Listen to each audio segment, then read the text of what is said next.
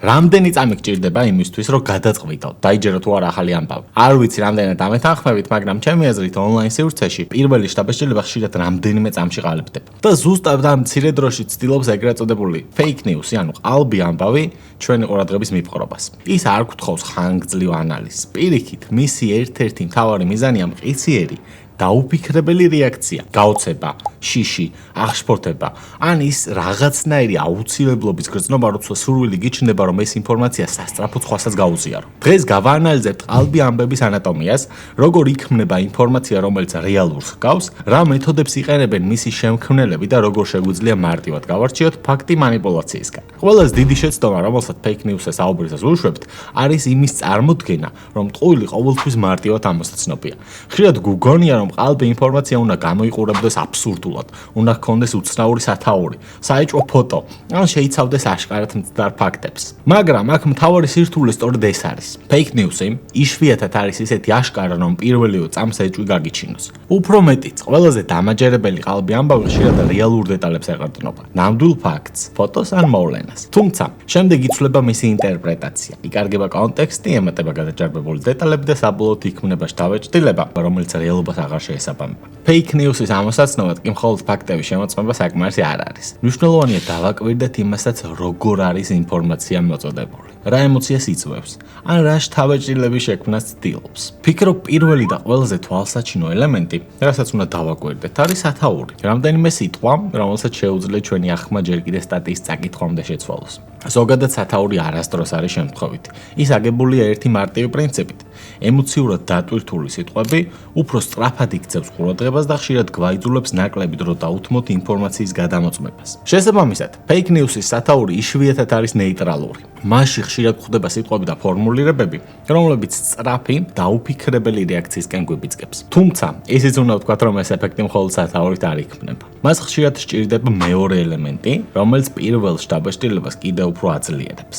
და ეს არის ვიზუალი. ფოტო ან ვიდეო ინფორმაციის აღქმაზე განსაკუთრებით ძლიერ გავლენას ახდენს. რადგან ვიზუალური მასალა ხშირად უფრო სწრაფად იპყრობს ყურადღებას. ამასთან, თუ სათაურს თან ახლავს შესაბამისი სურათი, ადამიანს შეიძლება გაუჩნდეს შთაბეჭდილება, რომ ინფორმაცია უფრო სანდოა. მაშინაც კი როცა ფოტო რეალურად სხვა მოვლენას ასახავს.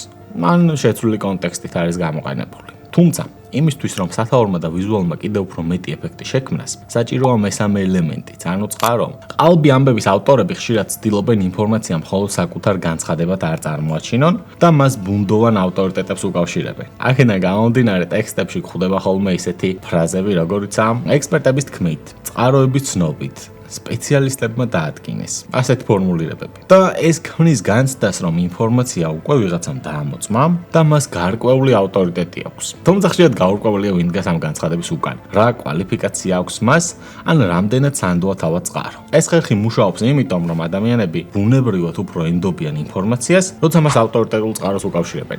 ზოგადად ესეც ეგრე მუშაობს. Google უფრო მეტად ენდობა თქვენს ვებსაიტს, თუ თქვენ ავტორიტეტულ წყაროებიდან გაქვთ ლინკები. მაგრამ დავუბრუნდეთ იგივე თემას. ზოგჯერ მხოლოდ სიტყვა ექსპერტიც კი საკმარისია იმისთვის, რომ ინფორმაცია უფრო სანდოდ აღიქვათ. მაშინაც კი როცა არ ვიცით ვინ არის ეს ექსპერტი და რამდენად შეესაბამება მისი გამოცდილება კონკრეტულ თემას. საბოლოოდ, რომ შევაჯამოთ, ყალბი ამბების სტრუქტურა რამდენიმე ელემენტის კომბინაციაზე დგას. სათაური იპყრობს ყურადღებას, ვიზუალი აძლიერებს პირველ შთაბეჭდილებას, ბუნდოვანი წყარო კი დამატებით სანდობის განცდას ქმნის. ახლა მოდით ეს სამი ელემენტი ერთი კონკრეტული მაგალითის მიხედვით განვიხილოთ.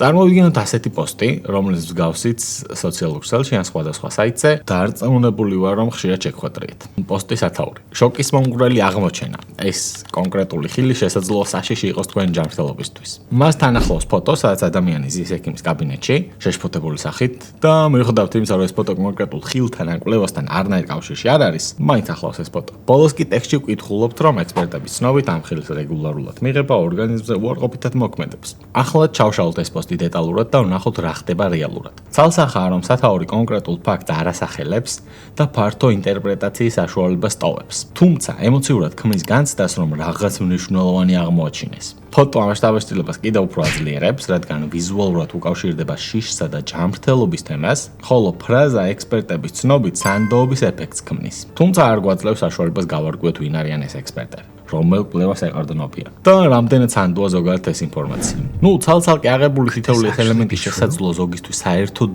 არ გამოიყურებოდეს საეჭვოდ.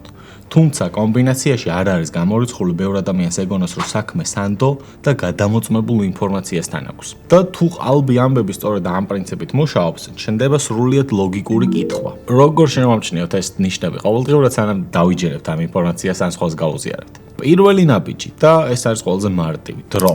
გახსოვთ ალბათ ვიდეოს დასაწყისში იმ 3 წამზე რო ვისაუბრეთ, როცა პირველი შთაბეჭდილება ყალიბდება. თუ ამ 3 წამს თუნდაც 30 წამამდე გავზრდით და დავსვავთ კითხვას, ვინ ავრცელებს ამ ინფორმაციას და საიდან იცის ეს, უკვე მნიშვნელოვნად ვამცირებთ იმის შანსს, რომ ემოციურ რეაქციას ავკლეთ.